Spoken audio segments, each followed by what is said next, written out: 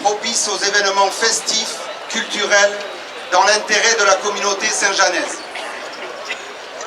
L'ambition de ce programme était aussi de revégétaliser l'espace public pour répondre aux défis du changement climatique, apaiser le plateau et proposer plus de confort aux piétons. Malheureusement, aujourd'hui n'est pas le meilleur jour pour apprécier cette requalification. Aussi, au vu des conditions climatiques, je vais être très bref. Je remercie vivement l'équipe de maîtrise d'œuvre composée du cabinet des architectes anonymes, Keima et Relief d'avoir conçu cette opération. De nombreuses réunions et quelques débats ont alimenté sa concrétisation. Je les remercie donc de nous avoir challengés, mais également d'avoir animé la démarche participative qui a accompagné ce projet, et je salue l'implication de tous les Saint-Janais qui ont participé. Un coup de chapeau aussi aux entreprises qui ont réalisé ce réaménagement. Toujours à notre écoute, les entreprises Castillon présentes, Guichard présent et Elias présent ont mené ce chantier avec brio et rigueur.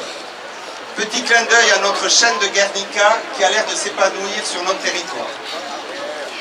Évidemment, je remercie les cofinanceurs qui nous ont soutenus pour mener à bien cette opération.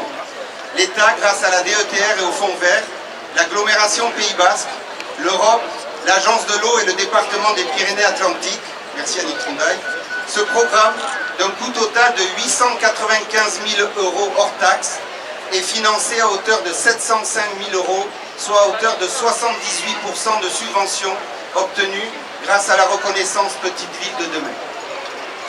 Par ailleurs, je salue l'implication des élus et des services municipaux qui a permis de bonifier la conduite de ce réaménagement. Enfin, et surtout, un grand merci à tous les Saint-Janais, toutes les Saint-Janaises qui ont fait œuvre de patience pendant les travaux, mais aussi de confiance. Et j'avoue grandement apprécier les nombreux retours dont vous m'honorez. Cette place est l'aboutissement d'un ensemble des cheminements dédiés aux piétons, créés ou réhabilités ces dernières années. C'est aussi et surtout le symbole de la pacification de la traversée de Saint-Jean-Pied-de-Port, voulue pour tous et par tous. Merci, bonne fête à tous, Besta Ondeneri, pensez à vous hydrater avec de l'eau aussi, et à vous la dernière parole, le dernier chant.